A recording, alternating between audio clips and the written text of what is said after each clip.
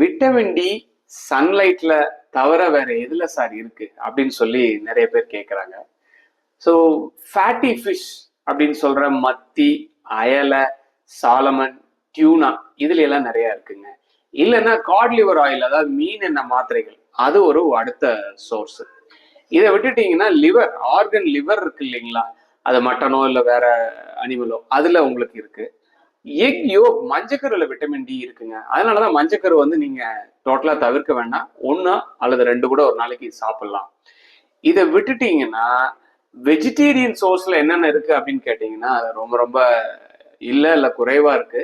ஒரு சில மஷ்ரூம்ஸ் அது வந்து யூவி லைட்க்கு எக்ஸ்போஸ் ஆகி வளர்ந்துருந்ததுன்னா அதுல கொஞ்சமா இருக்கும். ஸோ அப்போ நாங்க என்னதான் பண்றது? Okay, simple. Vitamin D fortified foods வாங்கிக்கோங்க. நீங்க வாங்குற ஒரு தயிரோ இல்ல மில்க் அண்ட் மில்க் ப்ராடக்ட்ஸ் ஏதாவது வாங்கினீங்கன்னா, சீஸோ இல்ல பன்னீரோ, அதுல பாருங்க